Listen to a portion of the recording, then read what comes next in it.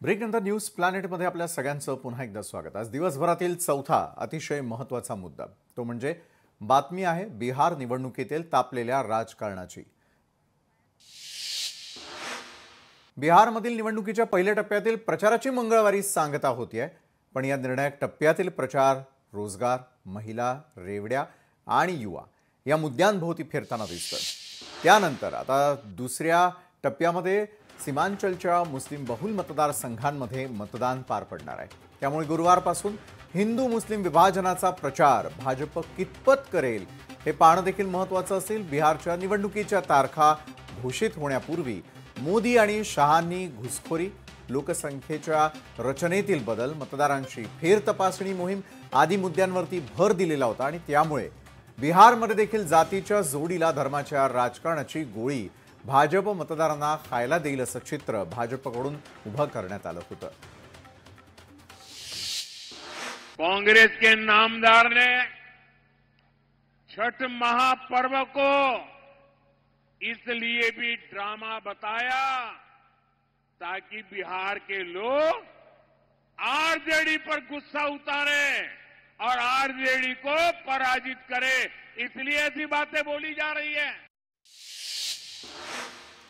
बिहारच्या विधानसभा निवडणुकीच्या प्रचाराला रंग भरण्यास सुरुवात झालेली आहे। भाजप प्रणित राष्ट्रीय लोकशाही आघाडीकडून राज्यातील सत्ता टिकवण्यासाठी प्रयत्नांची शिकस्त करण्यात येते, तर राष्ट्रीय जनता दल काँग्रेस यांना सत्ता बदलाची हीच योग्य संधी आहे असं वाटतंय।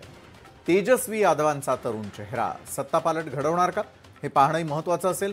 रणनीतिकार प्रशांत किशोर यांच्या जनसुराज्य या नवख्या पक्षामुळे किती फरक पडतो हाही खरं तर चर्चेचा विषय आहे। बिहार विधानसभा निवडणुकीच्या पहिल्या टप्प्यासाठी 6 नोव्हेंबरला मतदान होत असून त्यासाठी अगदीच मोजके दिवस शिल्लक आहेत। प्रचारासाठी खूपच कमी कालावधी उरलेला असून प्रत्येक राजकीय पक्षाच्या नेत्याला आपल्या भूमिका सर्व मतदारांपर्यंत पोहोचवायच्या आहेत आणि त्यामुळे प्रचाराची गतीही वाढलेली आहे। अर्थात हे सर्व अंदाज आणि गणित केवळ अंदाजावरती आधारित आहेत। खरी स्थिती आणि निकाल हा थेट 14 नोव्हेंबरलाच मतमोजणी झाल्यानंतरच स्पष्ट होईल। सध्या मात्र बिहार निवडणूक 2025च्या पार्श्वभूमीवर वातावरण अक्षरशः तापलेलं असून राजकीय वर्तुळात या आकड्यांवर जोरदार चर्चा सुरू आहे। त्यावरती आलेल्या राजकीय प्रतिक्रिया पाहूया। और ये हम बिहारियों के लिए गर्व की बात है। ऐसे में नेता प्रतिपक्ष का ये कहना कि उनके पास कोई काम नहीं और बार बार बिहार आ रहे हैं, भाई आपको तो खुश होना चाहिए। आपको तो इस बात को लेकर और ज्यादा उत्साहित होना चाहिए कि भाई प्रधानमंत्री बार बार आ रहे हैं जिसका लाभ हो रहा है।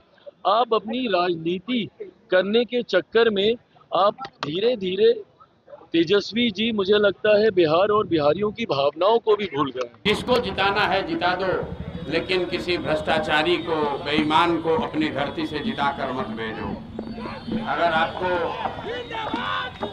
जनसुराज अच्छा नहीं लगता है कोई बात नहीं, अगर जनसुराज का कैंडिडेट अच्छा नहीं लगता है तो कोई बात नहीं है, लेकिन किसी भ्रष्ट, किसी बदमाश, किसी बेईमान को अगर जिताकर भेजोगे तो वो आकर आपके और आपके बच्चों का नुकसान ही करेगा। इस बात को याद रखिए। उनकी आदत है ऐसी बातें करना। कोई प्राइम मिनिस्टर आज तक ऐसी भाषा उपयोग किया? पंडित जवाहरलाल नेहरू हो या इंदिरा गांधी जी हो या लाल बहादुर शास्त्री हो, या ऐसा ही बोलते रहते हैं।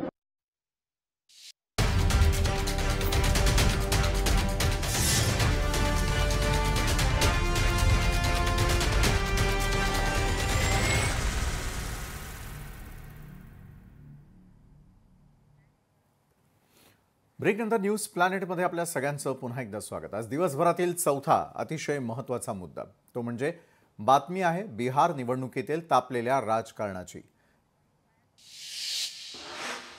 बिहारमधील निवडणुकीच्या